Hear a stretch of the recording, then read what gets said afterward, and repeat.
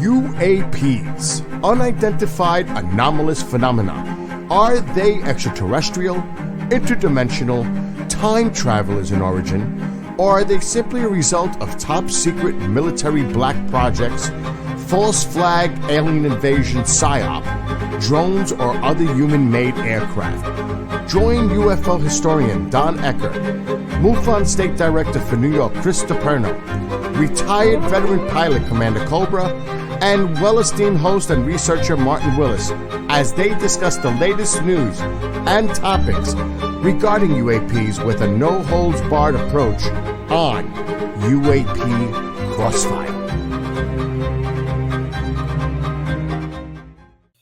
Well, welcome to the greatest audience on the planet and all those listeners at KGR Radio. This is Crossfire UAP. I am joined with Chris DePerno, Martin, Don Ecker.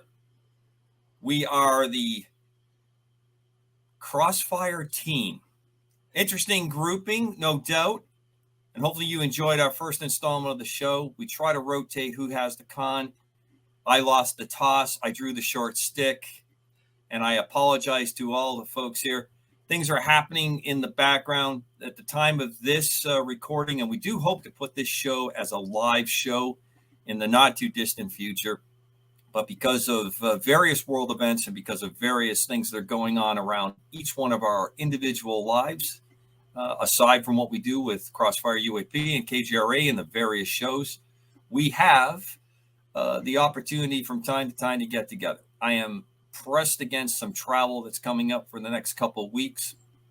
And as I was saying in the background, we have the world situation of the expanded conflict that we are seeing with Israel and the Hamas group. So we have a lot happening there in the background.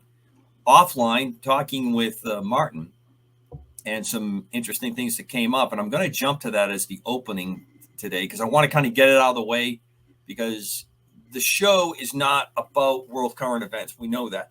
But world current events do have direct impacts in what's going to happen with UFOs.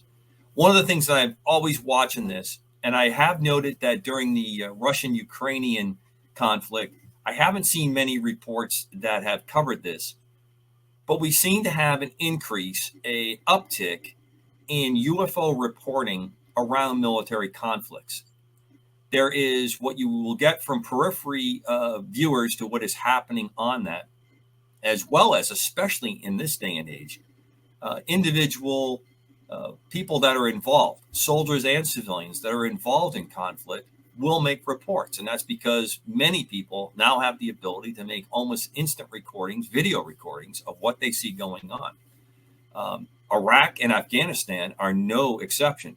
And I know from my personal experience in Iraq, many, many things were talked about. Now, I think the vast majority of those things are really attributed to advanced technology or other activities that are going on that are military tech. I think it always alludes to the fact that it might be reverse engineered. We've talked about that as a group and individually many times in the past. But I think it's going to be interesting if anything to this extends, because this part of the world of Israel and the Gaza Strip area is steeped in long time history with lots of references back to the UAP phenomena in very, very different forms. So I'm going to take it around the table. I'm going to start, which is my upper left, eye detective, Chris DePerno, longtime KGRA veteran. What say you, sir? I'm ready. I'm ready there, Commander. What's the question? The question is, what do you think? What's the question? Or do you think there's going to be anything that's going to spill into the UFO world? Now, obviously, This takes attention away from what's going on in the States. I think some people would even allude to saying that this is sometimes why these things happen. Well, we've always had a history of UFOs watching our wars, our conflicts, our police actions, and everything else that we've done over time. Go back to World War II, the Foo Fighters have been there.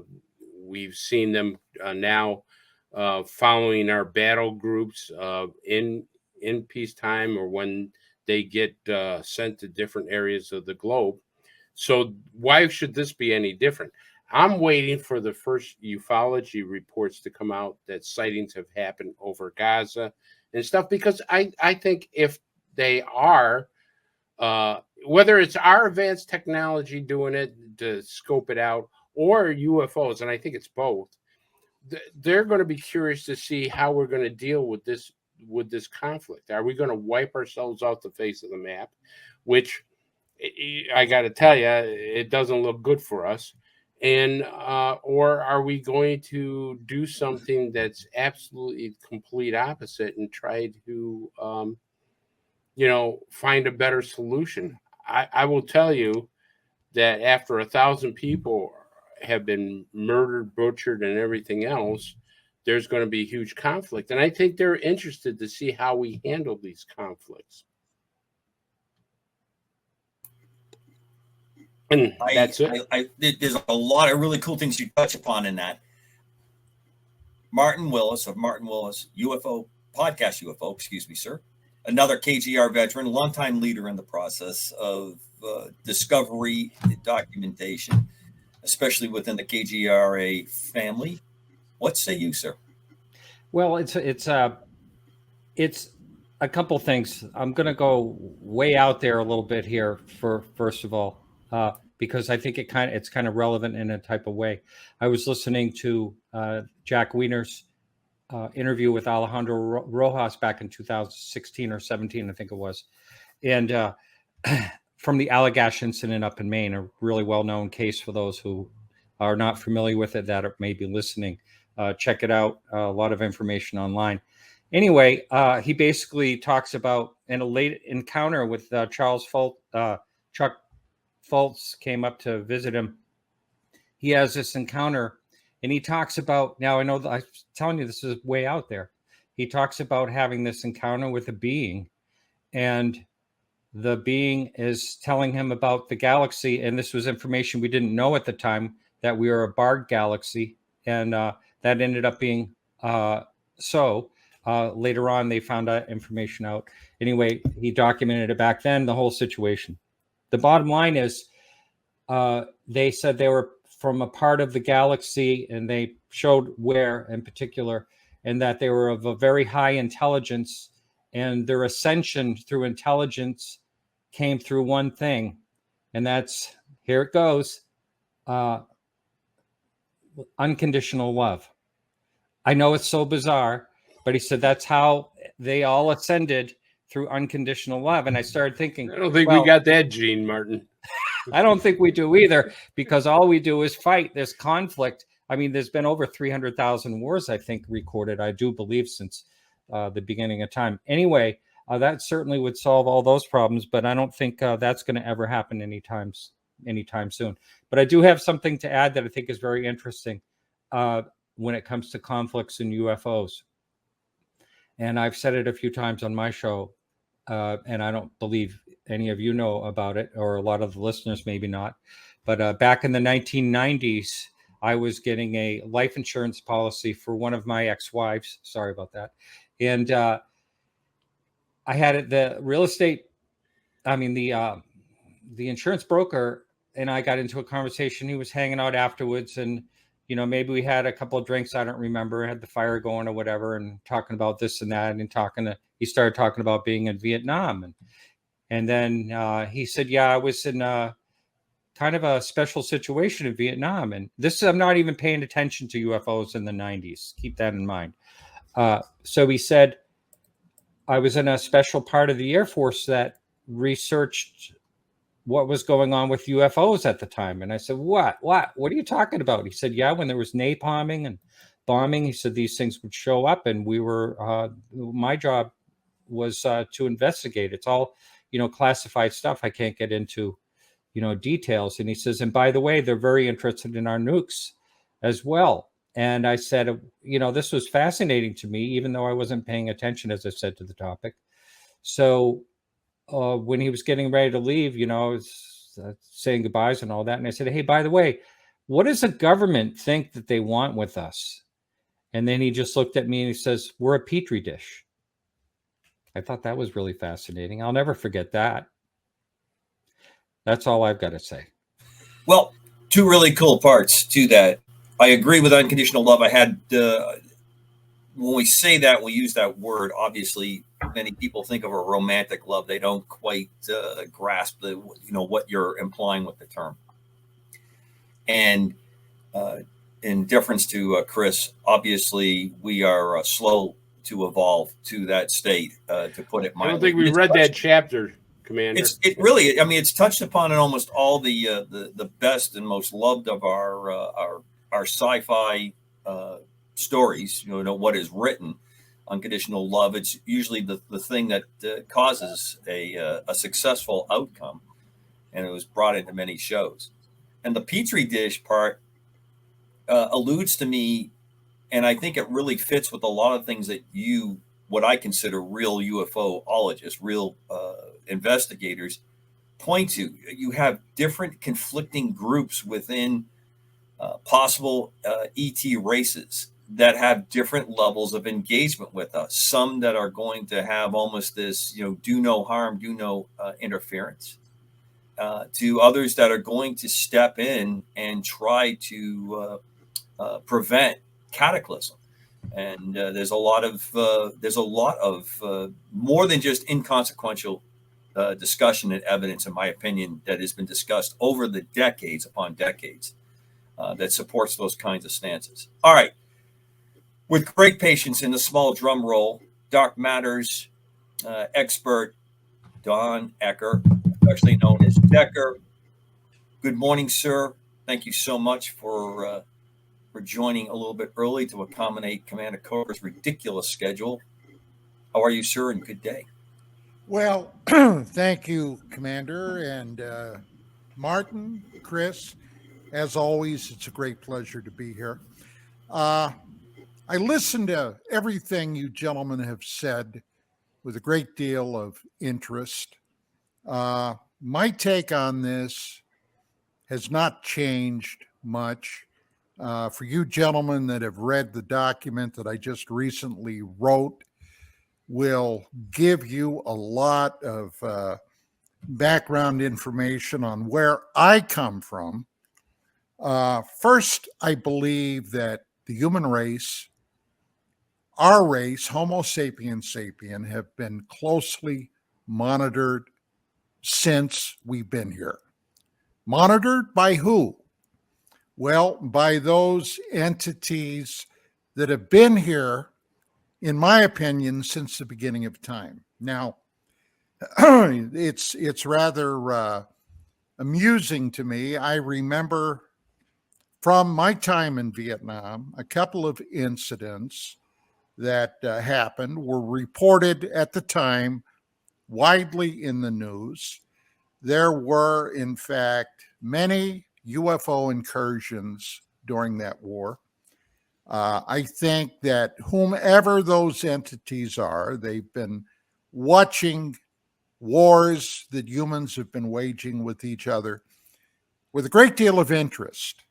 And as time has evolved, especially in the last 11,600 years, give or take, since the Younger Dryas event, which was a world-changing event that happened that reshaped the planet and probably brought us to where we are. They've been vastly interested in how we human beings operate. Now, with that being said, this recent conflict that just began, I got to tell you, I am deeply, deeply disturbed by that. My father, during the end of the Second World War, was one of the troops that liberated the concentration camp at Dachau. He very seldom would mention anything about that. And of course, as a kid growing up, before I went into the military, I was deeply fascinated by that, but it was one of those things that most World War II vets would not discuss at that time. But the horrors he saw, I know, deeply affected him, probably until the day he died. Now, with that being said, those people that survived, that ended up going to what is now the Israeli state, the land of Israel, those people were traumatized by these events during the Second World War. We cannot even begin to comprehend. They are a race of people that have been persecuted, have been massacred, have been murdered. Well, in most of human history that we are aware of. Now, that's a tiny country. They are currently fighting for their very lives. We've seen the atrocities that began this conflict, a systematic, intentional attempt to murder civilians. They know that they have no choice but to become as junkyard dog mean as they can possibly do it. And I think current events are showing that they've taken that lesson to heart. But there's one thing that I find potentially horrifying. Israel, it's a common open secret, have nuclear weapons. And if they are pushed back against the wall, especially as this conflict grows, may be tempted to use them. Now, the one actor in this drama that everybody knows about and have made no secret of their desire to annihilate these people is the nation state of Iran. And I've got to be thinking to myself, these people obviously must not be thinking with the same type of brain that I am. If push came to shove, I do not think it would be beyond the pale for the Israelis to contemplate hitting Iran with nuclear weapons. Now, we know from our own history, we know that these entities, these beings behind the UFO UAP technology have in the past interfered with human nuclear weapons. For whatever reason, I think they are loath to even consider the idea that these weapons be used in actual warfare. It's going to be fascinating to see what happens. And I got to tell you, there's one other facet to this that we as Americans must take into account. For the last 2.5 years, under the current administration, our southern borders have been wide open. Several millions have flooded into this country with no check whatsoever. God only knows what has entered this country. And I am deeply concerned. I live in the Los Angeles area. We have a very large Jewish population here. We have a very large Arabic population here, Palestinians, the entire spectrum. And I tremble at the idea that this conflict will break out in this country. Hey, look, 22 years ago, we had the 9/11 atrocities happen. And most people, believe it or not, I find it hard to believe, have put this in the back of their mind. Well, I'm here to tell you, it may revisit us in a very horrible way. So we have to be utmost vigilant about that. and do what we can do in order to alleviate this problem now. But I do not have high hopes, gentlemen, with our current administration being effective in this situation. And that's basically They throw a where great I'm at. barbecue. Yeah. Okay, well, here let me jump back into it. There's a lot there, Decker. I agree with a great deal of what you said. But there's one thing I really want to zero in on. And Martin, I'm sending this in your direction, so get prepared as I work it into your direction. I'm one of those folks that believes the much storied Roswell event is not of an extraterrestrial matter. But I do think that it's interesting that the events surrounding Roswell that specifically talk about UAP, UFO activity at neighboring bases in that area, which are some of the first recorded ones that have really expanded, that lead up to what Decker was talking about, the UFO activity over missile silos that shut them down, other things, all the way into fairly recent time when there was a number of reports of people saying that something intercepted things that were in flight in the Pacific.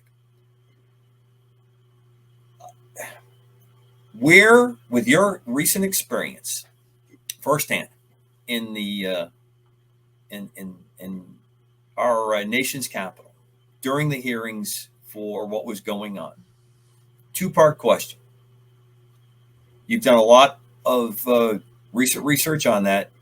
Do you think this will be these events that we're discussed today and what's been leading up to this will push to the sidelines further disclosure, further discussion? That's part one. And part two, I know that you have talked about, I mean, you and I both have ties here to Maine. There is an interesting event that occurred up at Loring many years back, a former nuclear base. Exeter has interesting ties to the then Pease, which was a key Strategic Air Command when Strategic Air Command existed. And we have lots of events around this. Two-part question. First, what do you think is going to happen to disclosure? And it's going to go to you, other gentlemen, as well. And what do you think about our continuing activity around nukes, and ultimately what Decker was talking about, us flirting with major disaster? What happens? Well, this hopefully the show will. Hopefully, Don is wrong about them using it. He's not saying. He's saying they could use it. Hopefully, they will never use it, so we can actually air the show. That would be good. But I don't. I mean, that is such a big step, and I think once that step has been taken, we'll never go back from that. So I'm really, really hoping that we refrain from any nuclear weapons in the future. Only interrupting you just a tiny bit. This Yeah. ties into your unconditional love. And I know this sounds crazy to people as I'm probably putting this out, but I think I will get nods from the rest of you on this.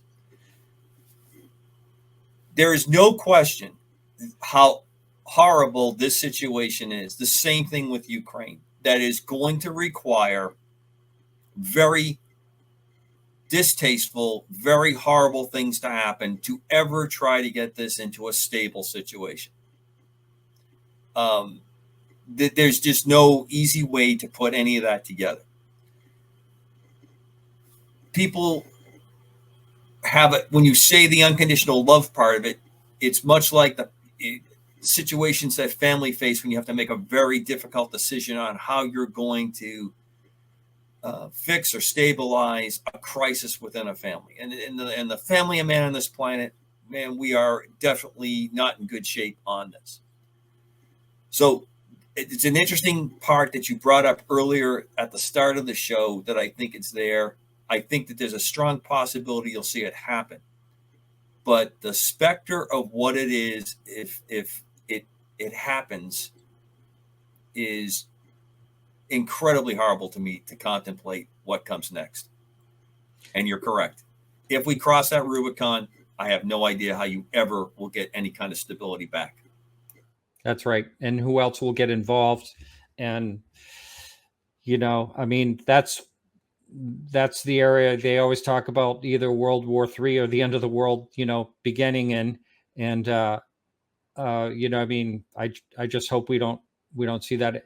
I sometimes feel like I don't even want to watch the news. I mean, the world is just so hard to take, and what we do to each other and all that. And the whole situation, Don was mentioning, we have a worldwide issue with all these people trying to get, it's all over Europe, it's all over everywhere, all these people migrating out of, because of the hostilities or whatever it is, even drought or whatever it is. There's a whole mass that I don't know how we're going to deal with. We're not going to be shown anything by any extraterrestrial or whatever it is, I don't think, on how to handle that. And as far as the first question you asked, I mean, it's awful hard to tell what will happen. These are fires that need to be at least tended to. So I think there will definitely be some, this will be on the back burner, the UAP topic. I do believe, when any type of crisis like this comes up, I don't think there was any intentions for that to happen. I think it just organically happened. I mean, I don't know, but anyway, I don't know how much I really have to add to all this. I would like to think that that they could interfere and would interfere, or would they let us just have at it? They didn't stop Hiroshima and Nagasaki from happening. I don't know. Maybe they weren't aware that we could even do it at that time. I know they showed up in the modern ufology after that. So anyway, I don't know what I can really add to that, but that's all I got for right now. Chris, from your lofty position in the great northern tiers. Yeah, it's pretty lofty, Commander. Do you think that those that pull the levers in our government, U.S. government, on information and specifically access to the UAP, do you think that they've played the card that says, well, we have provided hearings, we have paraded witnesses, we have talked about it, we've said we really, what we know and what we don't know. And the events of the world now are, overcoming this.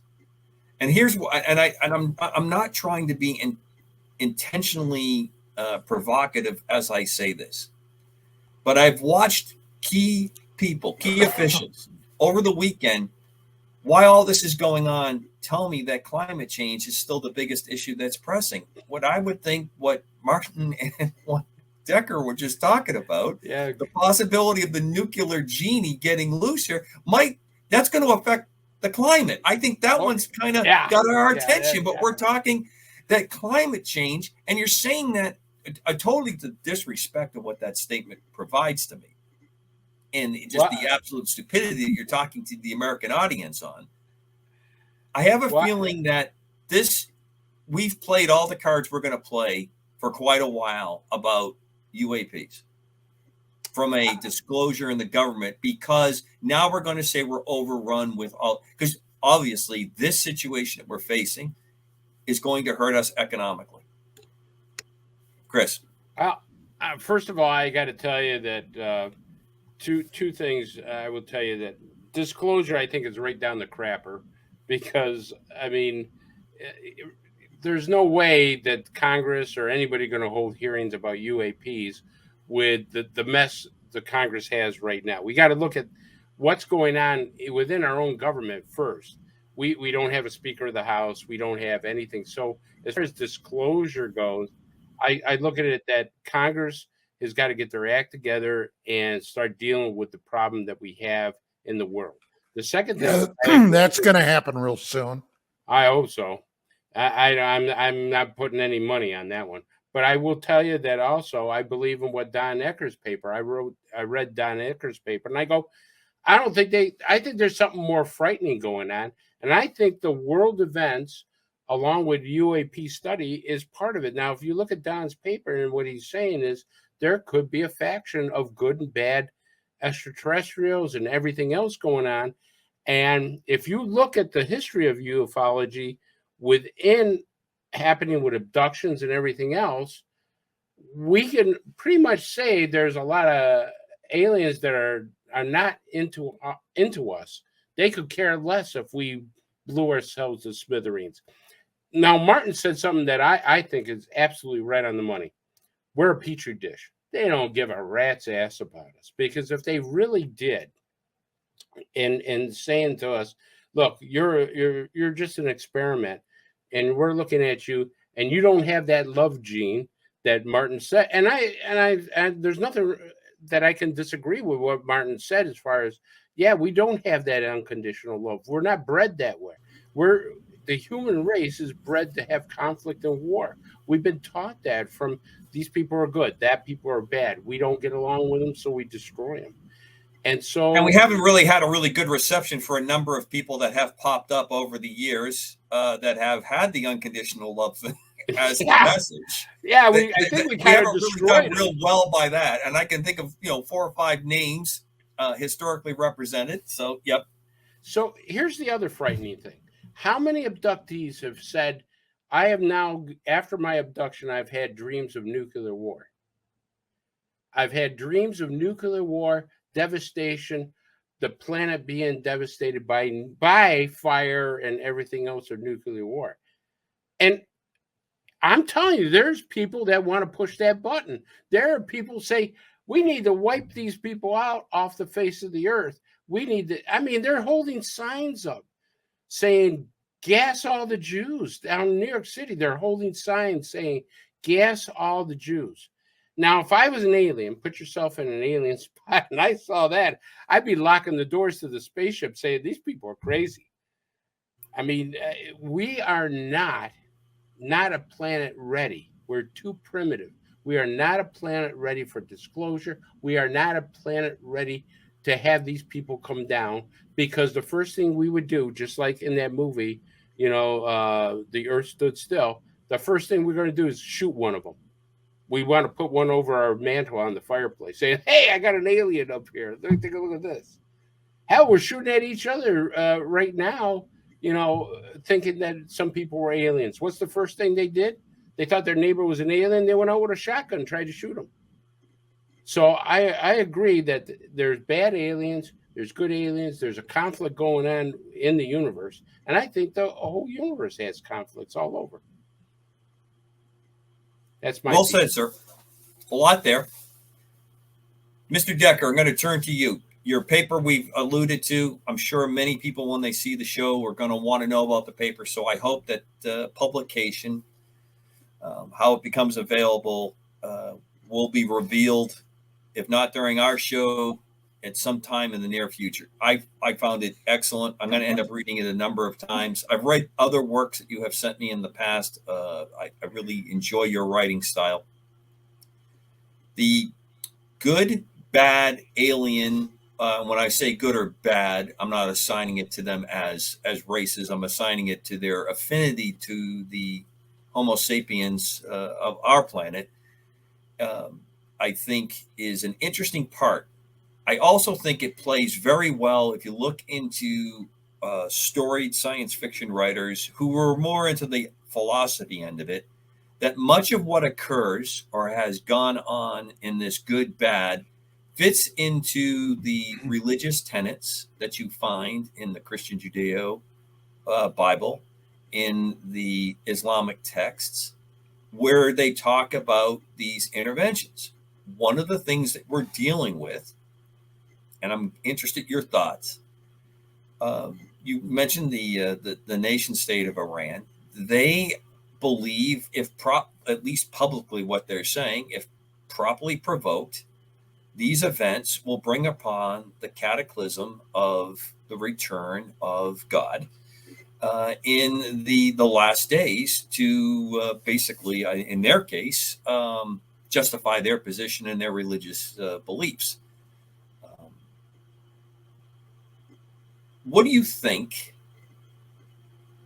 How do you match up what you talk about in the paper to what is going on, not just with this most recent conflict, but over the millennia of conflict? How do you see that? Well, Do you think it's influenced what we have put down as our religious dogmas, mythologies? before I even go there, there's something else I've got to address. All right. I heard from a friend of mine in the wee hours this morning. He lives back in Virginia, military veteran. Okay, somebody that exudes a whole lot of patriotism, especially from his military service. He had two people attempt to break into his home last night. And the reason I mention that is because if we take a look today, currently, at American society, civilization is breaking down all around us. Okay? The lawlessness that is, and I'm speaking from the standpoint of being a former police officer, okay, and criminal investigator. Our society right now is, gentlemen, I hate to say it, but by God, it's true. We're on the verge of dissolving. When we go after the police, defunding them, defanging them, prosecuting them for carrying out their sworn duties like we're doing today. And some of the prosecutors around the United States today that are not fulfilling their obligations or their oaths of keeping criminals off the street. My God, they're emptying the jails, putting these people back on the street. More predators preying upon society. It's happening everywhere. Here in Los Angeles, my God, we've got one of the worst public prosecutors imaginable. It's truly, I mean, I heard this 50 years ago, that a revolving door of justice, people being arrested, taken in, being released without bond, with their word, by God, will appear in court, and they're back out on the street, in some cases the same day, carrying out more crimes. Now, when that happens, people become fearful. There's nothing more terrifying than a fearful mob, okay? And Chris DiPerno, as a former New York police officer, knows exactly what I'm talking about. You have a genuine recipe for disaster. Then, on the world stage, you have these current state actors carrying out atrocities worldwide. Hey, we know why this Hamas incursion happened. Israel and Saudi Arabia were on the verge of trying to normalize relations that looked very good. Now, something a lot of people may not be aware of, the Islamic faith has actually two major factions. They have the Sunnis, they have the Shias. Shias. Iran is a Shia nation. Saudi Arabia is a Sunni nation. Now, basically, I'm not going to get into the fine details, but it's basically a divide between how they believe in the Quran and the original prophet Muhammad. Okay, it's a family thing with Muhammad. It's from the descendancy of Abraham. Which son is the recognized one that goes forward? But go ahead. You're correct. Yes. So at any rate, you have these state actors launching these atrocities. Now, what we haven't addressed so far in this broadcast today are several other nation-state actors. The Chinese communists. with their designs upon the island of Taiwan. North Korea, who is still firing missiles into the Sea of Japan, okay, letting everybody know that, by golly, it wouldn't take much to launch us. We saw what happened in 1950 in Korea, okay, when North Korea, with the help of the former Soviet Union, were encouraged to invade South Korea to turn the whole mess into a communist nation state. And we got involved in a 3-year war. My old man got called back to serve in that conflict.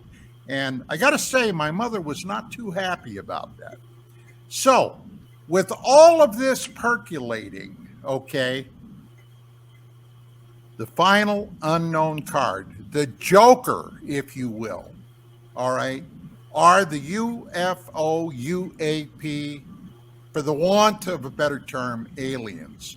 What is it that they would desire to see? And if you go there, you got to ask yourself, which faction?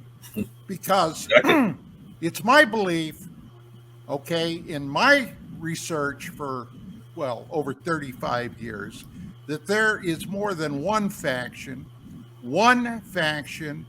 who have no regard whatsoever for the human race, and another faction that kind of, well, if not friendly toward us, at least apparently benign. Now,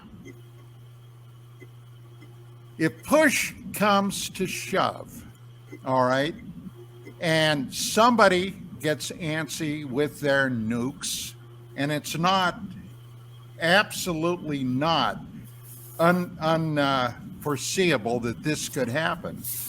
The bottom line is, what will we as a people do? Well, for my part, 35, 40 years ago, I would have been ready to go back out, put on a uniform again, and do my part. But I'm a little old and long in the tooth for that these days. So the bottom line is, America right now, our country, where we live, the land we should love if we don't, we're in a precarious place because the recent generations have shown no affinity to join the military. Our military today, in my opinion, is in a sorry, sad state, more concerned with what pronouns we use and whether somebody that is a quote-unquote transgender should be allowed to serve instead of war fighting. What's the military basically for? Okay, it's going to sound harsh, but it's the truth. The military is there to do two things: kill people and break things. That's what the military is designed to do, with the long-range term of bringing the conflict to a halt. All right? And we're not ready to do that. So, if something were to happen within the United States today, a 9/11 type thing that we experienced 22 years ago, a 9/11 event, but a mass 9/11 event, not only in New York or Chicago or San Francisco or Los Angeles or Dallas, but if that were to happen all at once, oh my God, we gentlemen would be in a very, very sorry, sad state of affairs. Commander, can I jump in for a second? Of course you can, Chris. All right. Well, first of all, I'd like to comment on what Martin said, that he said that they didn't, the aliens didn't do anything when we used an atomic bomb in Japan. And he's correct. And I will tell you, in my heart, I firmly believe that we are going to have a nuclear war. Somebody is going to take that step, because this conflict is going to escalate. It's not going to de-escalate. Just simply by, if you're watching this stuff, it's going to end that way. And I kind of believe now that we are heading right down that road of total destruction, which makes me kind of, strengthen that, because if you believe in abductions and if you believe that stuff has been implanted in abductees, one of the major things is, as I said before, is their dreams and their insights that of total nuclear destruction. Now, I will say what Don says. I don't care. I don't think they care. I don't think they care if we nuke ourselves off this planet. They they they don't give a damn because they can either take over the planet because they've been here for thousands of years. So if we're a species that is an experiment and they think we've gone wrong, they can turn around. Remember, if there's a lot of species in the galaxy, maybe they have to answer to somebody. Maybe they got to say, "Hey guys, this experiment we did, or what's going on down here, they ain't working well. So let them just eradicate themselves, and we can start over or do something." Because there's been many civilizations here on this planet.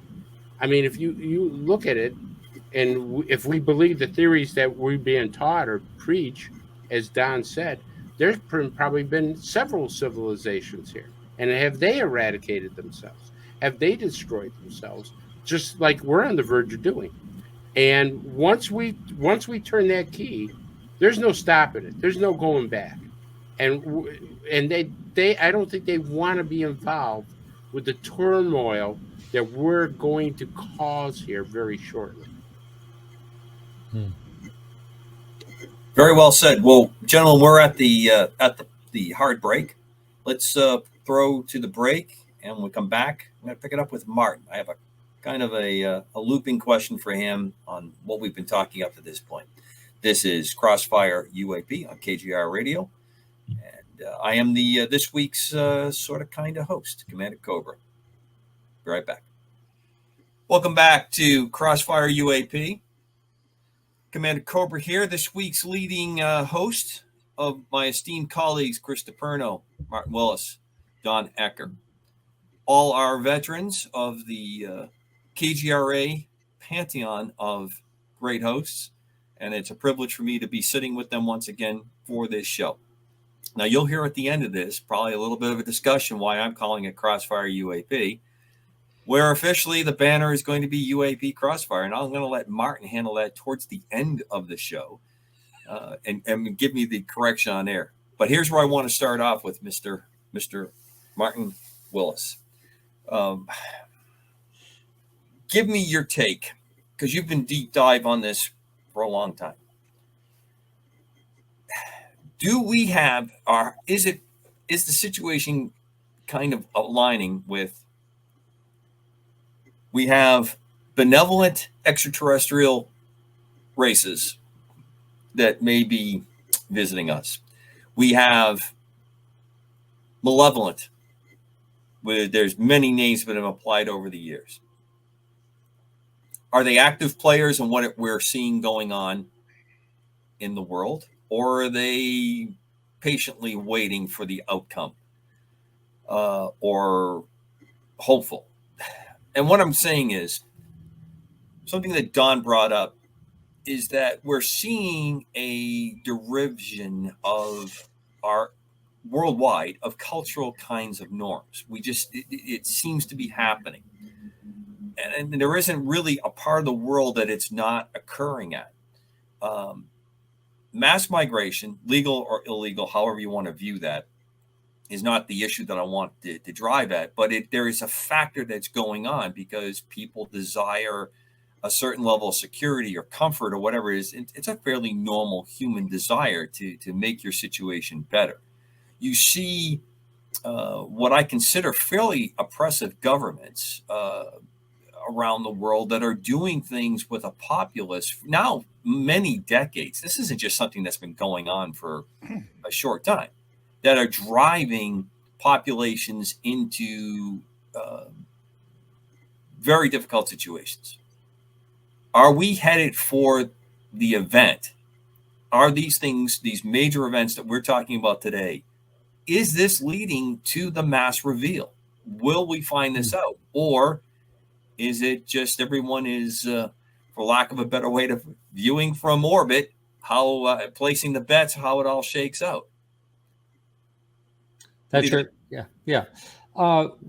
Yeah, awful hard to say. I'm thinking that if we're being observed like I actually think we are, that I think they'll just have at it. It's kind of like the universe really doesn't care about anything, basically. In 100 billion years, there will be absolutely no life anywhere in the universe. So the way things are, mathematically speaking.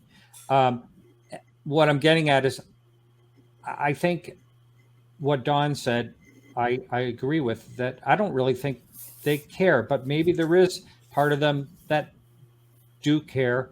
You mentioned about, maybe we're being observed by several races. Maybe we're offshoots of these several races of aliens, and planted around the world in different places or whatever. I mean, I know I'm going way out there. No, you're not. I'm going to take. If you think you're going way out, I'm going to push you a little bit further. Let's get down to two parts of it. There is often a reptilian race, a mentioned race that's been talked about, that is of extraterrestrial nature, and they seem to have rather nefarious designs. And then I have heard the race that resembles the Nordic kind of features, much larger, that seem to be much more gregarious, or at least supportive to encounters with humans of this planet. Are we the test ground, the battleground? I don't see a lot of other races other than those that seem to follow into that more the Homo sapien kind of entity. And then, of course, you have that grays that fill in the middle of it, that seem to be both directions. They play not so nice encounters, as well as fairly benign encounters.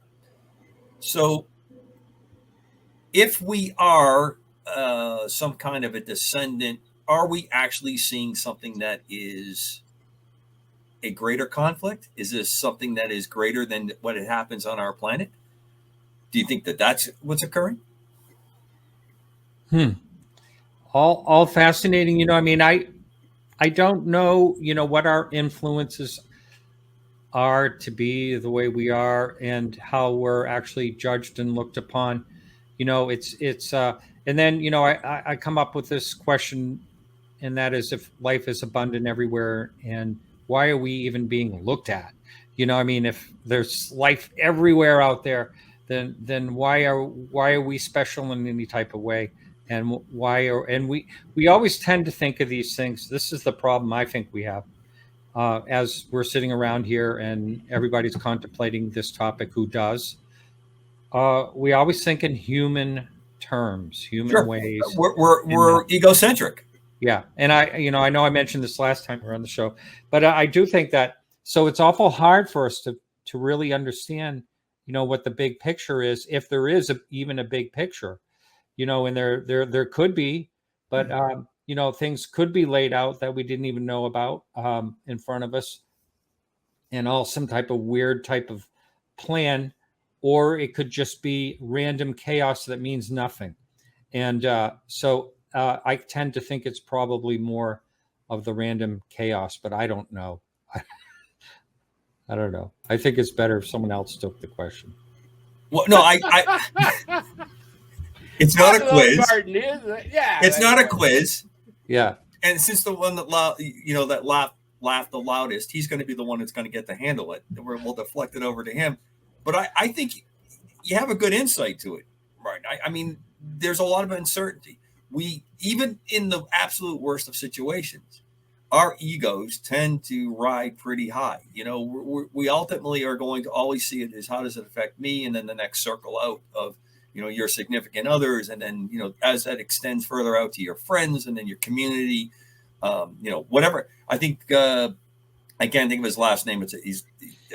He writes great books, and one of his latest books is talking about the tribal kind of return that we're coming. And it's not tribes based strictly on ethnic backgrounds, but it's now becoming tribes of what you believe, tribes of where you work, tribes of where you are regionally, things that are being manufactured. We go forward. All I'm saying is you've brought it up. We've talked about it in the past. We talked about it, I think, when I was on your show a long time back. What if the whole outcome of this, and what if the whole reveal is what we're driving towards, that maybe world governments know about this? Maybe this is all coming to this apex because of the external agents that are part of it. They're not just observing, but they might be engaging. As to why we're unique, think about how we look at things in our own earth, our own universe, our own experience. How different parts of us, of our society, different individuals will just spend, a great amount of intellectual capital as well as personal time to study and understand small things. And all those little small things, when brought together, reveal something really significant. So I can understand why we might be more than just a curiosity. Because if we weren't, then I don't understand why you keep returning. And there's too much activity. Chris, to you, since you were laughing, I want you to jump in now. All right. Well, I'm going to go out to know what you're doing on your desk over there, Mr. DePerno. Share with us. Oh, I'm drinking my coffee. I can't survive without 10 cups of coffee a day. So, anyways, I'm going to go out on the fringe here a little bit because there's a couple of things. Any more of us getting out on the fringe, and the fringe branch is going to break. Oh, this is going to break the fringe branch. Up. All right, so let's start with the grays. Okay, so people think the grays are sometimes the ones that are doing the nefarious things. They're, the abductions, they're hurting people during the abductions. They're taking eggs, they're taking sperm, they're doing this. They got scoop marks and stuff. All right, let's say these grays are us. Let's say these grays are us from the future. Now, let's put evidence together. Dr. Masters has said that if we had a nuclear war, we would have to change. We would have to evolve. The human species would not be able to survive. We would have to change. So if we became something, now there's a theory that grays are plant life, that they absorb protein and everything through their skin rather than a digestive system.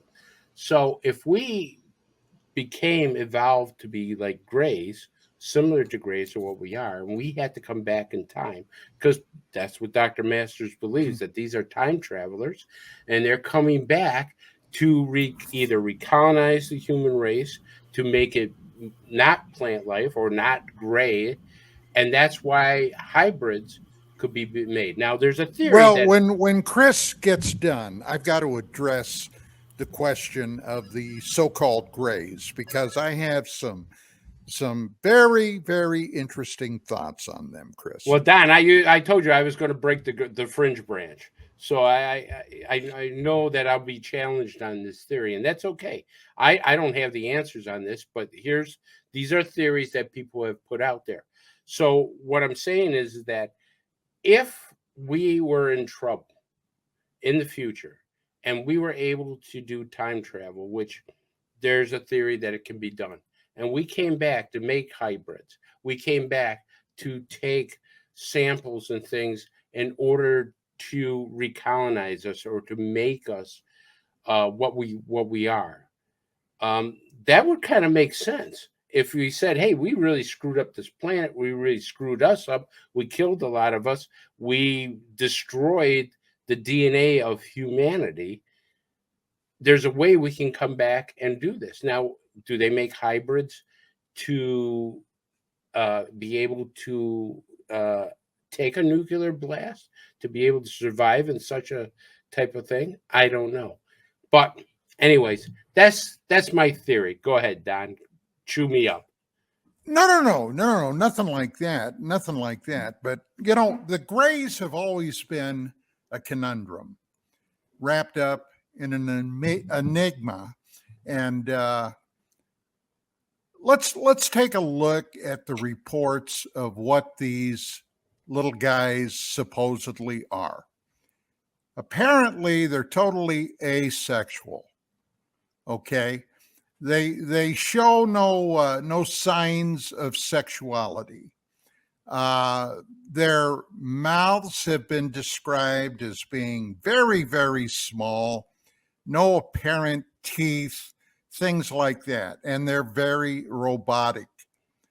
Well, over the years looking at this, I've always finally come to the conclusion that I think they are nothing more than worker ants.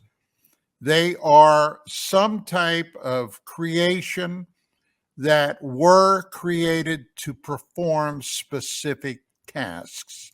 They are not the once all, see all. They are the workers. They are directed. Okay.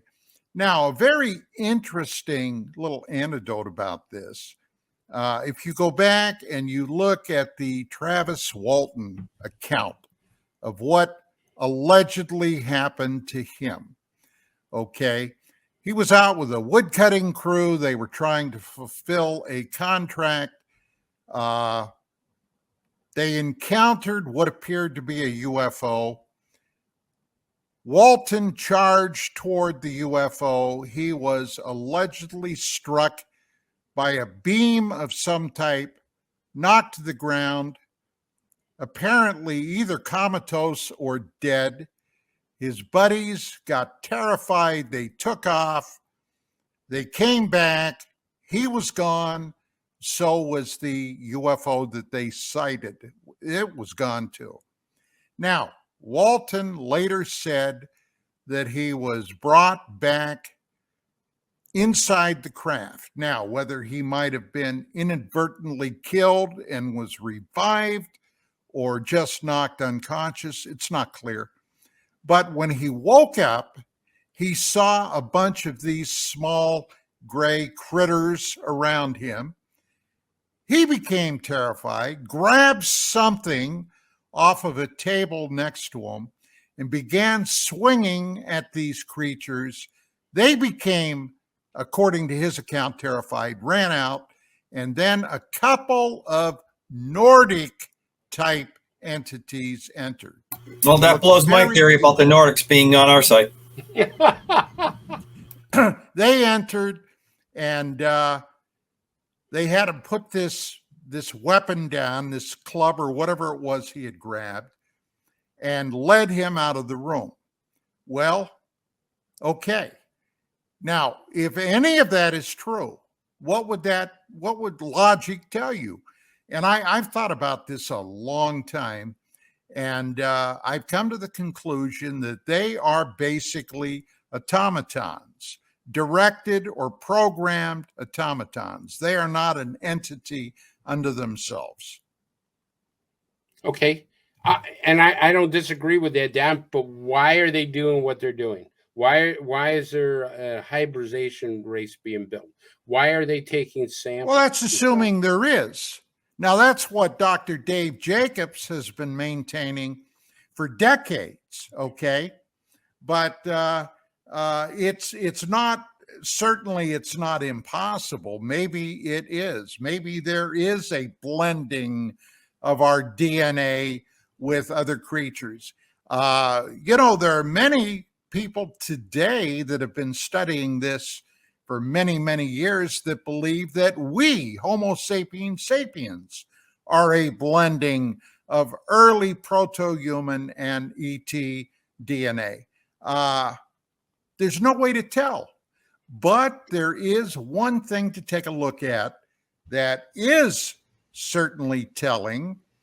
It's the dramatic increase in the size of the human brain that took place apparently in a cosmic eye blink. Now, there are some scientific peoples that will tell you that's because we began eating meat, which increased the size of the brain. Okay. And some other odds and ends thrown into the mix. But even today, okay, when our DNA strands have been examined to the nth degree, there's still a lot of material in there that we yet have no idea what it does. Is it truly junk material in the DNA, or perhaps there's a purpose for it down the road? These are all questions that are being explored now. Well, let me ask this question: does anybody other than myself believe that time travel can be done? You mean I think it's possible. Absolutely. Currently, you mean? Not currently. Anytime. Well, wait a minute. He's not. He's saying, is it one possible?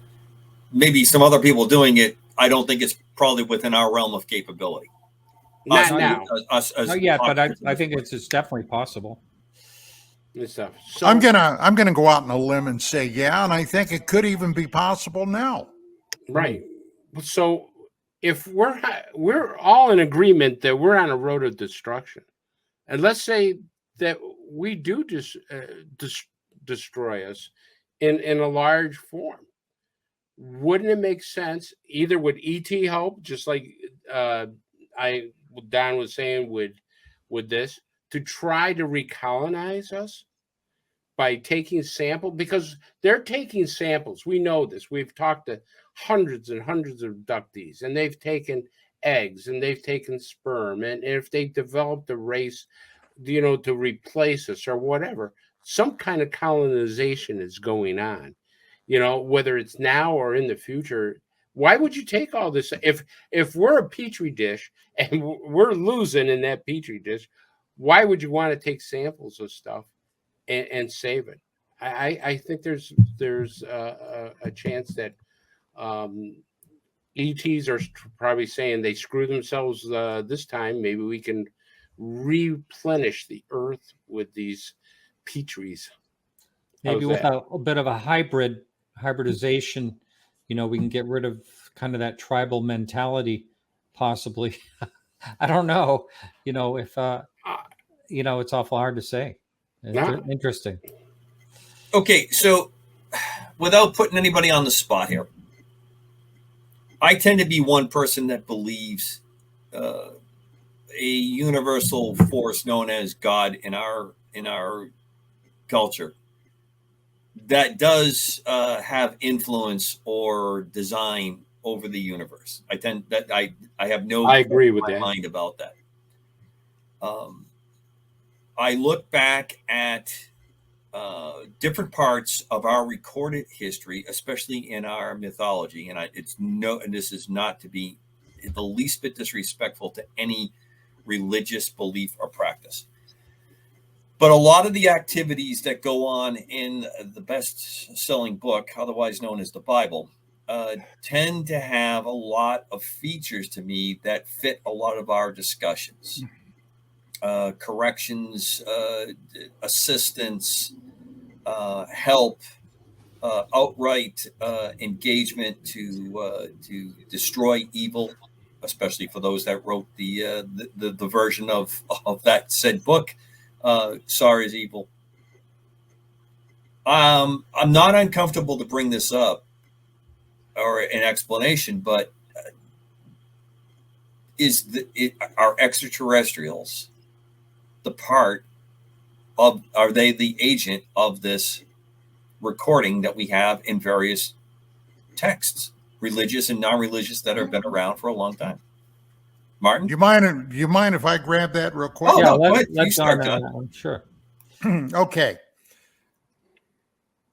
Over my lifetime, all right, I have come to the inescapable conclusion that there is, without doubt, a universal energy, a universal spiritual field that many refer to as a God.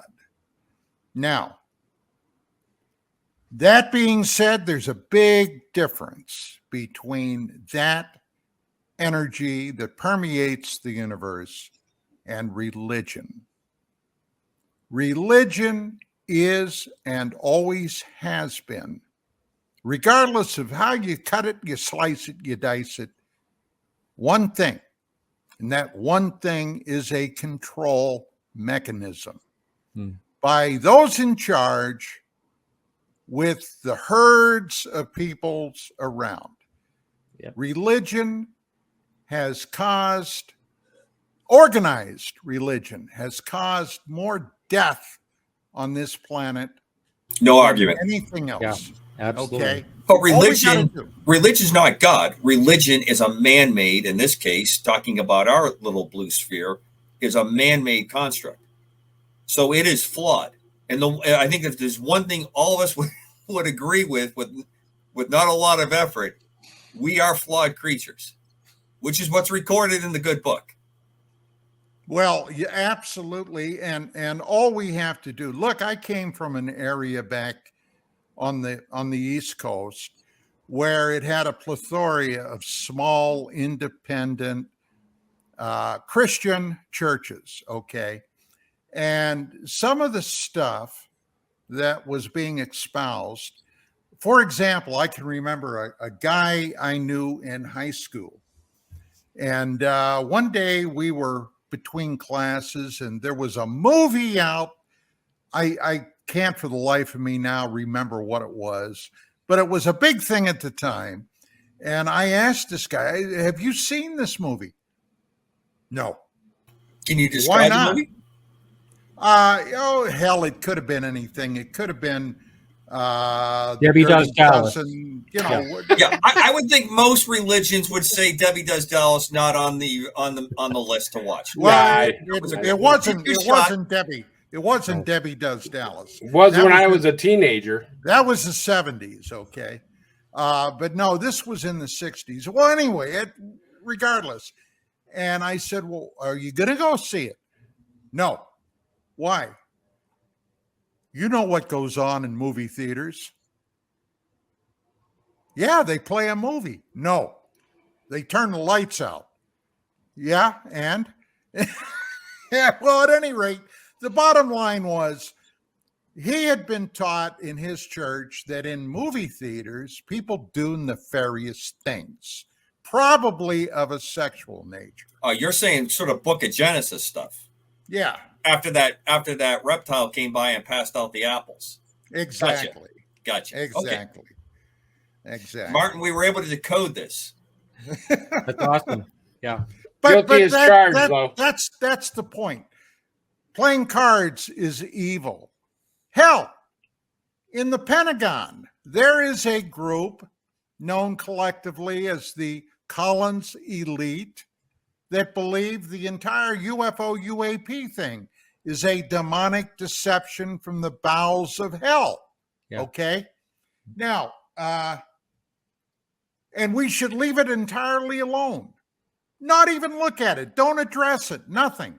Well, that's kind of stupid, don't you think? You have a phenomenon. The phenomenon is somehow interacting with humanity. Wait, Don, I'm familiar with the stuff with the Collins group, but I have to say this out loud quickly. You say, not you personally, the Collins group says this is demonic, and that means it's evil. Okay. But I thought, as all sworn believers of any of these major faiths, you're supposed to combat evil. Why would avoiding it somehow think that that's going to make the situation any better? Oh, don't ask me, all Commander. Right. So you're not I just ride the train. I don't design the schedule. Okay. You don't get the newsletter and you're not attending the meetings. All right. Moving on. I didn't even get the T-shirt. That's a sure sign that you're not part of the group if you don't have the T-shirt. Interesting. All right, Martin. You must have something on this. Come on. What were we talking about? No. Well, I noticed everybody got glassy-eyed, especially Chris with the Debbie Does Dallas when I was trying to figure out what the movie is. I had flashbacks when I was a teenager. I go, holy shit, how does he know about me? Yeah. I thought he was talking about me personally when the lights went on. This is not the confession part of the show, Chris. So just hold on. You just go to mute it, Mike, and we'll be okay. We'll work it through. Well, so you mentioned the demonic thing. I think that's a fascinating part, and it's kind of our brain kind of goes places quickly. Think about how we progressed over the thousands of years, and how we can't explain something, so then it's God, or then it's magic, or or this the or that, devil or whatever. or Sure. the devil. Yeah, look at the Salem witch trials for one. I mean, all these things happen because they're unexplainable, and that might have been a mold, by the way, that made these Yeah. girls act strange. But so I remember hearing Lou Elizondo say that someone above his pay grade had mentioned that they thought they were demonic, and that, and I think that's also a problem to paint the brush in that stroke in that direction, because okay, well, that's going to block out a lot of people from even taking it serious and taking any research into it at all, if you just pass it off as demonic. I Right. mean, But I'm so going to say, Martin, that using the word demonic and not able to explain it afterwards is much like what we were talking about earlier in the show about an unconditional love. When you use those words, people are falling into certain categories. Oh, this guy's, you're crazy. What you don't talk about unconditional love when you're against the wall of a possible battle or a conflict. That doesn't fit. You use the word demonic, immediately we're talking, for many people, demons, witchcraft, the devil, Satan, whatever words we want to use on that. It's the lack of explanation between it.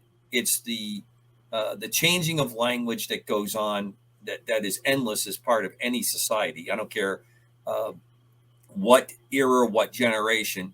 Words do change. Their meanings do change. We always look back at people that Don was talking about, that because of religious tenets, not to do certain things based on on that being it, or maybe just a society. And we look back because we're more learned now. We have exposure to more information. I used to bring this up on the show. In fact, I think all three of you at different times when we've talked on shows. I'm here to tell you, we have in our hands the ability to locate fact at a time that rivals what we saw on Star Trek. And for all of us present, Star Trek was the break of really where technology and how it was going to accelerate us. And according to Google and most of the other online engines, more than 60% of us are in porn sites, which doesn't bode well for Debbie Does Dallas as the movie that we shouted out during Crossfire UAP as the possible movie that was throwing things off. But I digress a little bit. My point is, we maybe have more facts available to us, but we're also available to look at more non-fact, non-intelligent things, and we're attracted to that probably 2 to 1. You tell people you should eat good foods, but we're still consuming sugar, and we have groups of people that are stuffing sugar into our food because of subsidies and what we've always done and keeping the economy going. I don't think anything we talk about when we talk about UAP, UFO is excluded from what we have going on in our society. And we're fooling ourselves that we're more advanced, that we're more capable because of what we have done with technology and where we're at. What say you, definitely Doug? Double-edged sword, definitely. Absolutely, because and it goes back to that good book. And this is what happens when you take of the fruit of the tree of knowledge. We don't want to take the responsibility that goes along with knowledge. Because you can do something doesn't mean that you do something. But that is the price of living free, having freedom of choice. But we want to have the freedom of choice. We want to do what we want to do. And maybe that's why we're interesting to these other entities that visit us or are part of us, or we come back from the future to look at, because the people in the future can't believe they made it based on what they see happening in the past or what they know about the past. Yeah. All right. I want to shift to one thing before we kind of get into our wrap down. Good friend of all of us, Stan Gordon, He sends out a newsletter. Martin and I were talking a little bit about it earlier today by message. It wouldn't be Commander Cobra and Commander Cobra hosting this week. It wouldn't be Commander Cobra without bringing up the Black Triangle. He put out an interesting report of a black triangle that was seen hovering over a building.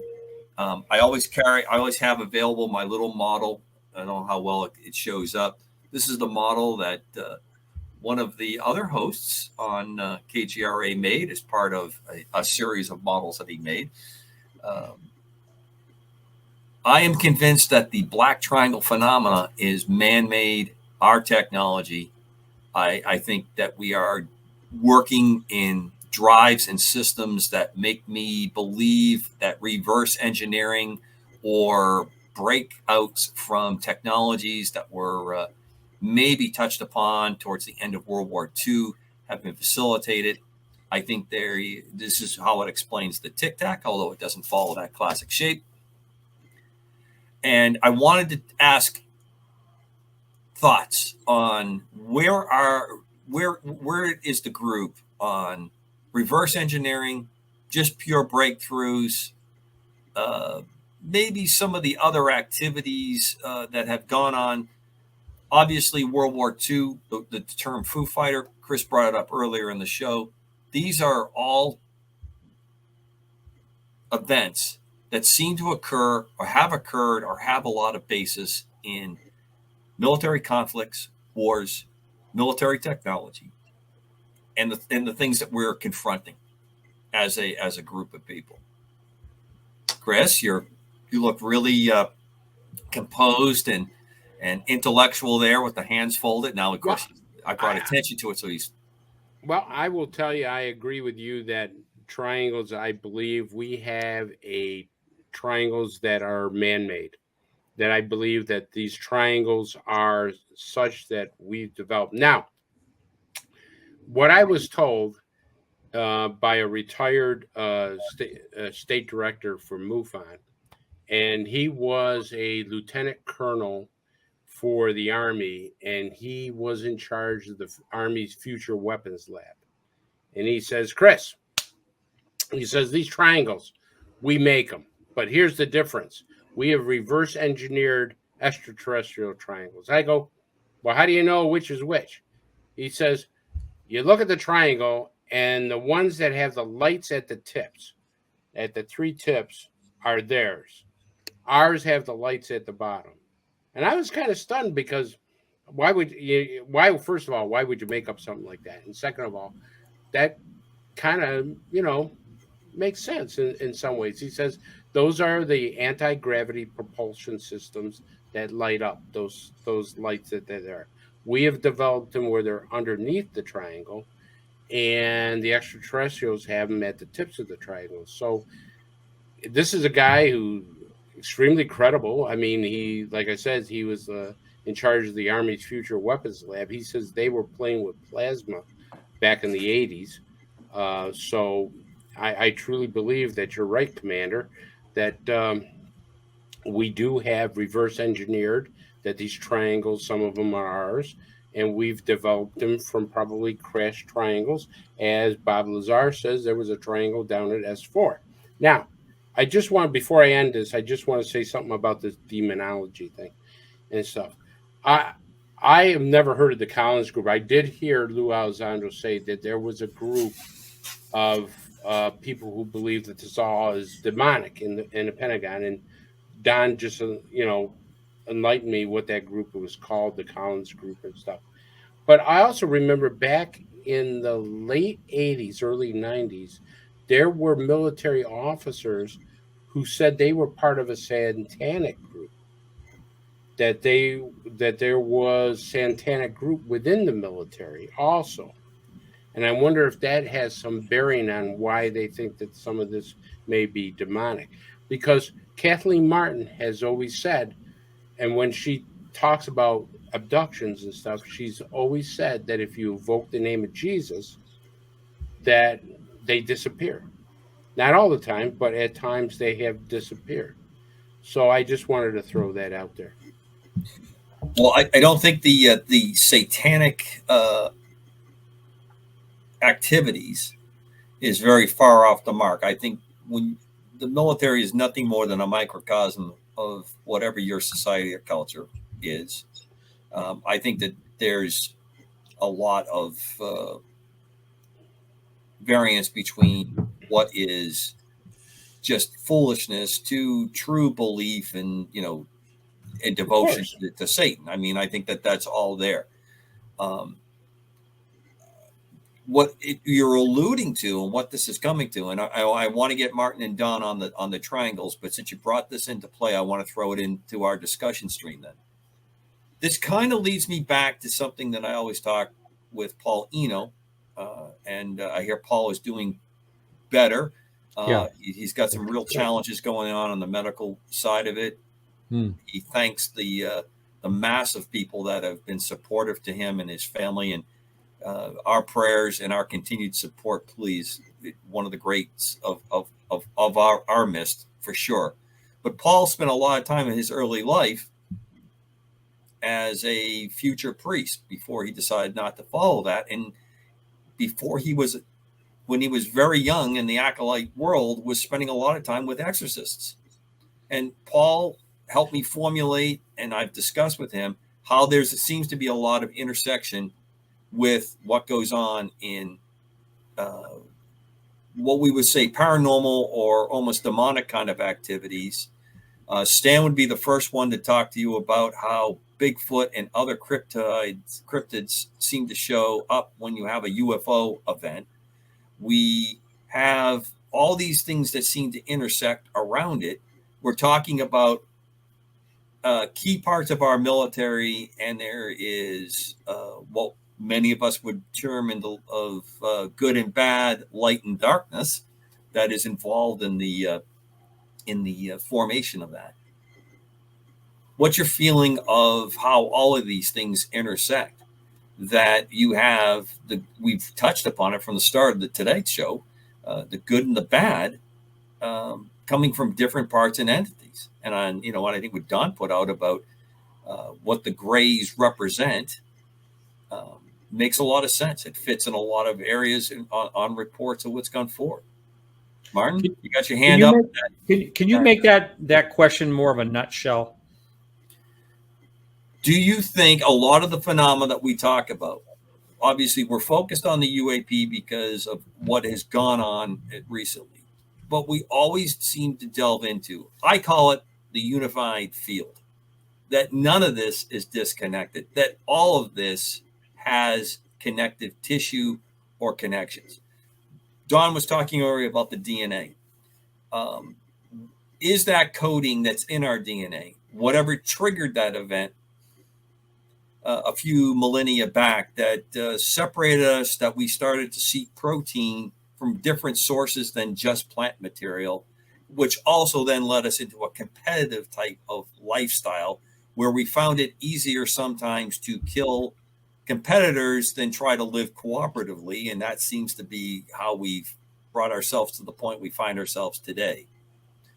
To the different types of para-religious or paranormal activities, much that seems to surround what happens with UFO events.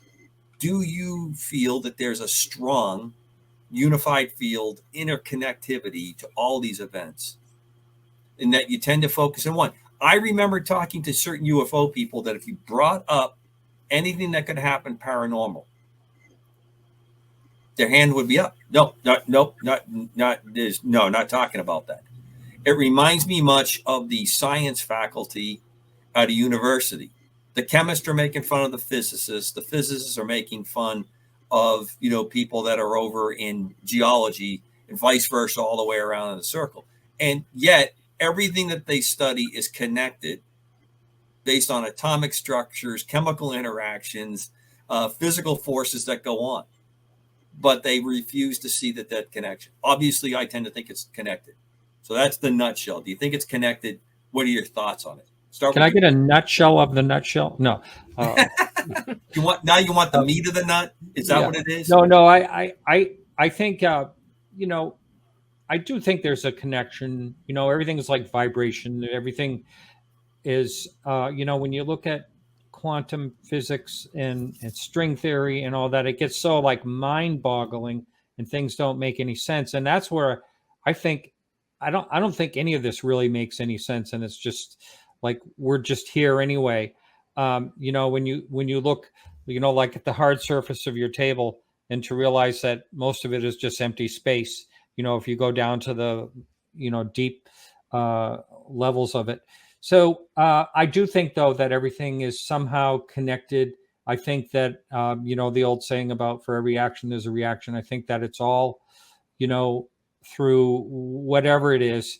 As far as us being possibly, you know, hybrided or whatever, you know, as species along the way, you know, what Don said about the DNA, there's so much in there we don't understand. I think in general, that kind of goes without saying about everything. I think we only know a drop in an ocean. And, you know, it's just, there's just so much we don't know. And I don't, you know, I like the saying, I think Jacques Vallée maybe said it first. I don't know. But, you know, maybe we wouldn't even understand if we knew. Fair. You know, I think that's a fair. I believe it is Mr. Vallée that says that it's a fair thing. Will we be able to comprehend it? The fact is, I don't think we are able to comprehend everything. Talk about our extra DNA, how little of our brain that we actually use. You know, the physiological estimate of how little the brain is all of it is used is an interesting part. And I think that's maybe the big part of our evolution, is that as you get to use more of your brain, some of the things that we've talked about earlier are recognized. And that may be what is the big definitive feature for all of us. Don, what do you think? Unify, and I want to hear something from you up on the black triangle. Wait a minute before you go there, Don. I just want to interrupt. And Commander, is that a ham sandwich over your head? Because I'm really hungry and I keep looking at it. Just tell me. See it? Everyone else see that appearing up the upper part of my screen? Yeah, there's like I have no idea what that is. It looks like a ham like a sandwich hot dog, and a hot dog. Yeah. And how did you get a ham sandwich, Martin? Okay, maybe it's a hot dog. Maybe you're hungry. Now, if this is a perfect proof of how everybody sees something and walks away with something else, and then someone says, "Oh, it's a hot dog flying." Yeah, I'm going to begin with. There are no pork products at this house because of taking on a pig as a pet, which I now love. Oh, they're supposed to be smarter than dogs. This incredible animal. He's got a bit of a personality disorder, but that's a different story for a different show for a different night. Yeah, that's awesome. Yeah. So I'm down to now just chicken, turkey, and fish and fowl.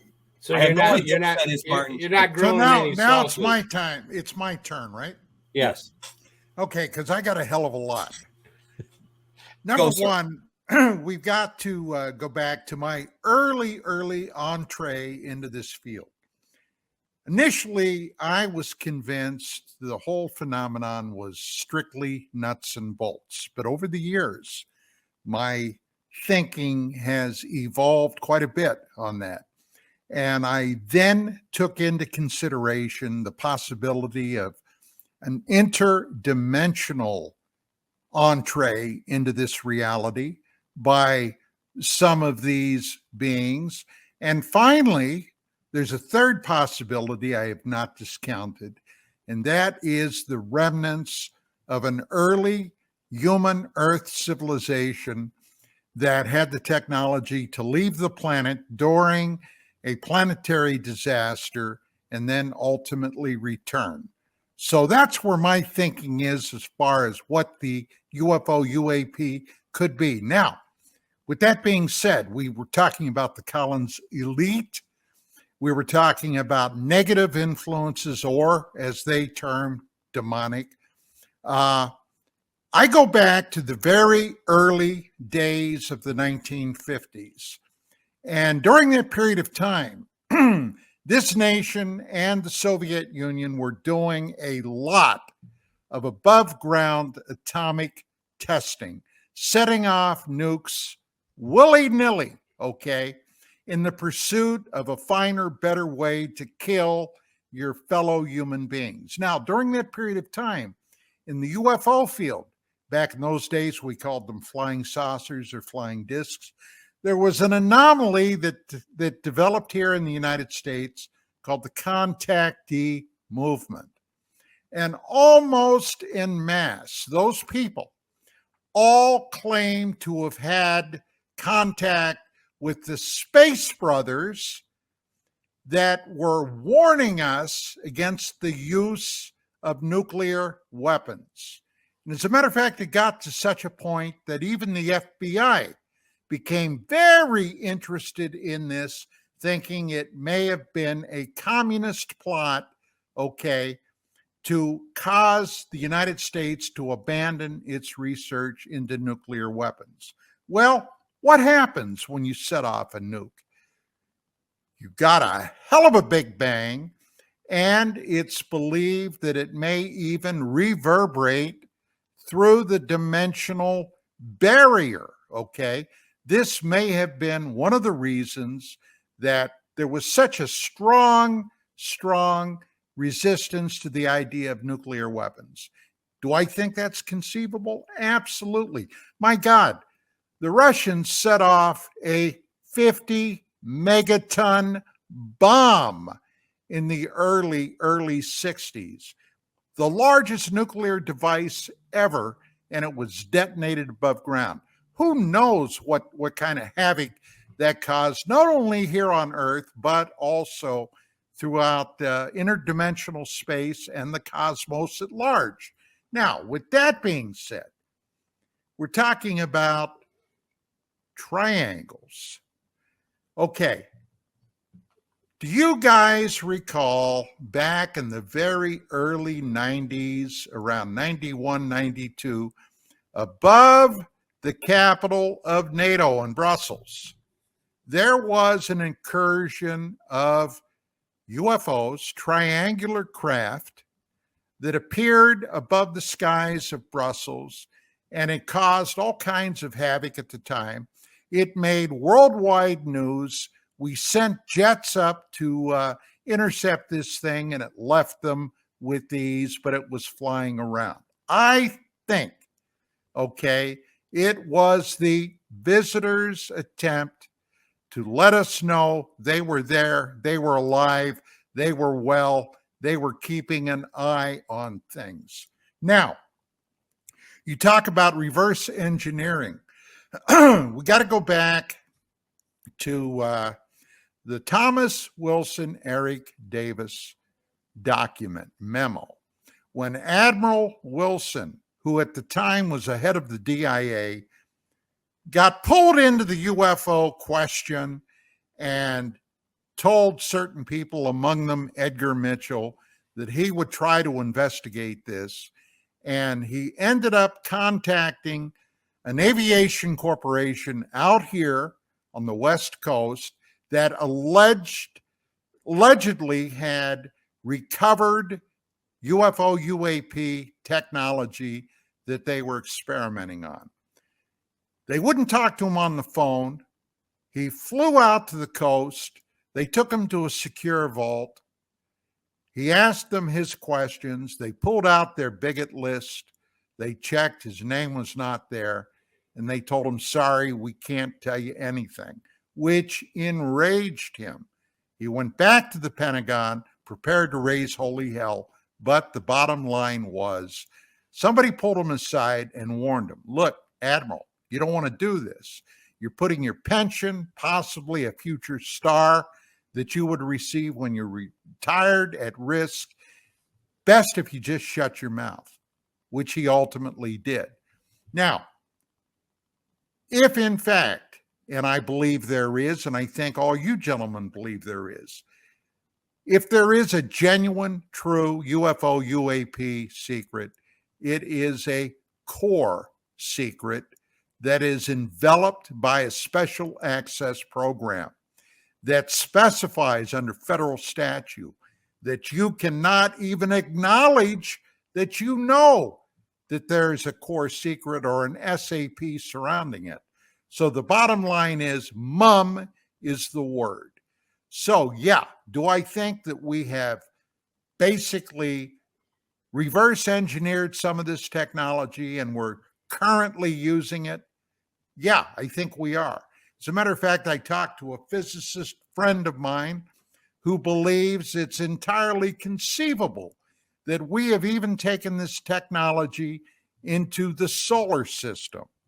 Now, if that is true, then anything we see today, gentlemen, put another 50, 60 years of technological advance on it, and that may be where our cutting edge is that we're never going to see.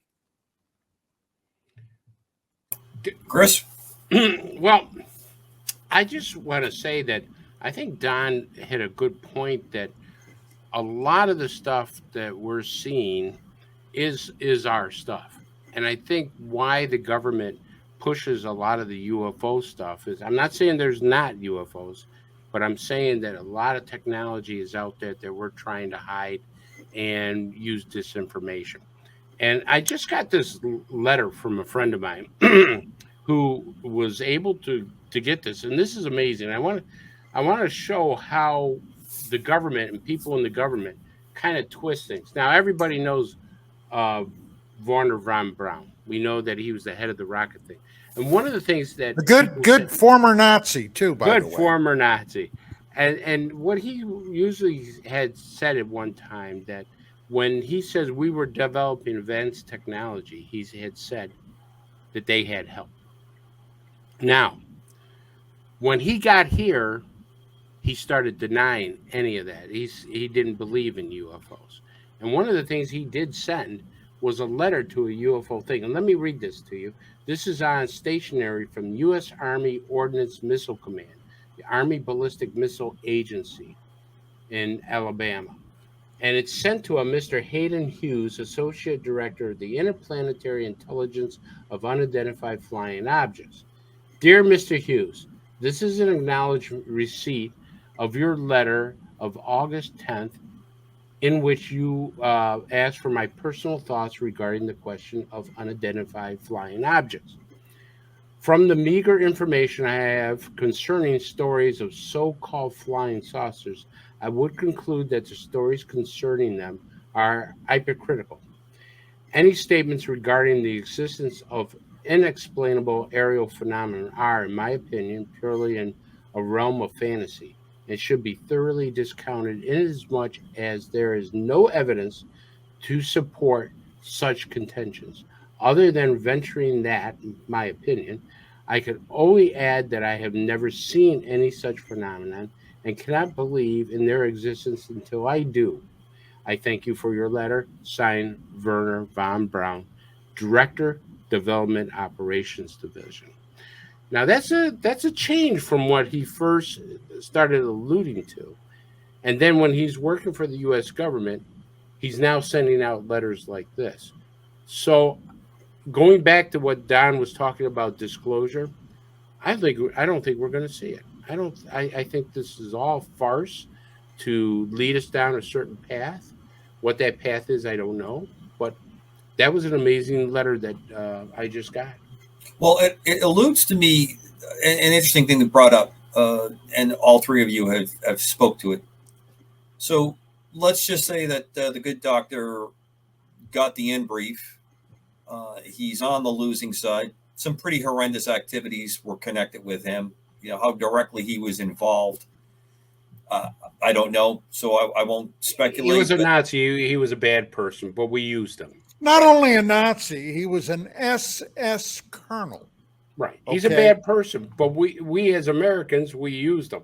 I'm not saying that's good. I'm just saying that we said we're going to take this guy, and even though he's a bad person, we're not going to put him on trial because of his knowledge and technology whereabouts. Right. But my point I was going to drive to, it sure sounds like he got an in brief. Oh, yeah. He was told to shut up. This is how it's going to go forward. So, again, when, you know, I'm going to quote another German. It's been a long time since I used his quote. Bismarck. The more I find out of what goes into sausage, in government, the less I like both. It's true. And I think that really does sum up the experience. Circling around here a little bit in this holding pattern, I think we're all touching upon the same things. And one of the reasons I wanted to kind of take the tack that I did, what we talk about here, although we're focused on the UAP, the phenomena, is going to be affected and is going to affect ENA, both words, by what is happening in the world around us. And I think we've all have touched upon that a lot in individual things that are going on with your own shows. Don's paper, I think, is a really important piece of work. I think it's a really well thought out because it shows what you talked about earlier, Don. Your not so much the evolving of your thought, but the development of your thoughts. What the early impressions are, and I think it alludes to both of you, Chris and Don, with your law enforcement background. You walk in and you look at something and you start to gather facts, but you start to draw. You draw some kind of a line where you think you go where this is going. The same thing happened to me in safety school, and they taught you when you checked a mishap, you start to make sure that everything is preserved and all your facts are preserved, and then you kind of draw a line and you try to put things together. You try to figure out how they fit, maybe how a craft hit the surface, and you're looking at the pattern to try to help you determine what led up to that point. And of course, Martin's approach has always been from his what I consider classical kind of press investigative reporter. You've always approached this kind of stuff from that bent. Well, I'm kind of, I'm an appraiser. I know that's you may not be able to draw a line, but when I'm doing, documents and looking for forgeries, and I have to. That's all part of our paintings. Guilty till proven innocent. When it's something important, right? Yeah, absolutely. You have to investigate. Now, I want Chris, Don. Did you notice because I blurred the background and I took the B2 away? Yeah, that's better. It's not a hot dog anymore. Not distracted by flying hot dogs and other Rorschach tests that I'm putting in the background. And he's much more, he's much more affable with me. All I know is that Martin's got me hungry now too. He kept mentioning food. I'm dying. I can't wait till the show is over so I can go grab something to eat. So I got something to say a little bit. We still have about 8 minutes or something. Yeah, jump in there, Mark. But when it comes to the reverse engineering, I do believe you're on to something. But when and I agree that there's probably both, because people have been talking about these triangles for like 100 years or something. And a friend of mine had a sighting in the 70s that was very much along the lines of similarities of these things. And so I do think that is very possible. The question I'd like to ask someone like you, Commander, is how is it possible that somehow this technology that we have this technology? It's a two-part question. How is it possible that it has not somehow leaked out? And the second part of the question is, do you think in the 2024 proposal, do you believe that when we're supposedly going to be investigating all these private entities that have to come forward with something related to UAP, if they have any of the technology, do you think if that technology is ours, that it's just going to be whoop, whoop, whoop, we're not going to touch that. We're not going to go in that direction. And, so let's somehow exclude these certain, private entities. Part one, there are things that I participated in such low scale. Don, I know, has the same thing in his background that I will take to my grave. I'm just simply not, I can't talk about it. I think these kinds of craft, whatever their engineering source is, whatever is the genesis to create it, has that level of security on it and the controls that were put in there that's going to prevent it from coming out. It's not on the internet. the ability to get to it, and as the good admiral who was told you're not on the list is not on the list. So I think that there is a safeguard in there. That said, one of the things that really caught my attention in Stan's latest postings, and that's Stan Gordon for anybody who's joining the show late, and talking about this latest Black Triangle event in Pennsylvania, matches a drawing that was done by a friend of mine in the area here where I live in Maine. And he was very reluctant to talk more about it, but he happens to be an artist. He's a graphic artist, and he's quite good at freehand. He drew me what he had seen. He explained to me where he saw it. It happened to be near a major military-based engine manufacturer for the Department of Defense in the area. He described what he saw, described how it flew and what it did in the very brief time that he had seen it. Very, very close in description, very close to what Chris was talking about earlier in the show. I think these vehicles are prohibitively expensive and prohibitively dangerous to fly. I think what they provide is also so destabilizing to the entire circus that we call our exchange of this planet, what goes on. Meaning there are countless stories going back to technologies that would change how we are as people and alleviate great stress and the condition, lift everyone's boat.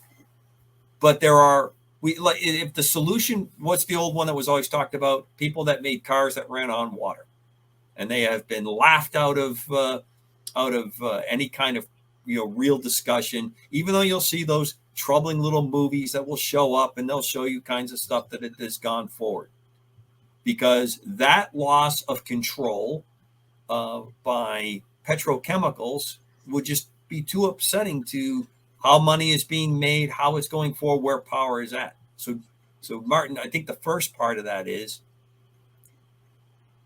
we have to maintain status quo, and that change from status quo has to be slow, methodical, and people that have their hands on one set of levers are not going to allow for another set of levers to grab it. So it's just something that's not going to happen quickly. Charlie Deuce, I got something here before the end of the show. If I have a moment, I can give this little anecdote. Jump in the anecdote, because I want to close the horn, and we got to close the show out. So back in the early 90s, we at UFO Magazine had a colleague by the name of Lee Graham, who was a technician working at Aerojet Corporation. Now, Graham was rather infamous at the Pentagon because he was one of those guys bound and determined to get to the heart of the UFO matter and literally snowed them under with FOIAs, Freedom of Information Act requests. Now, at the time, there was a experimental craft that was top secret that ended up being the F-117 stealth aircraft. Now, Graham, somewhere along the line, came up with the code word senior citizen.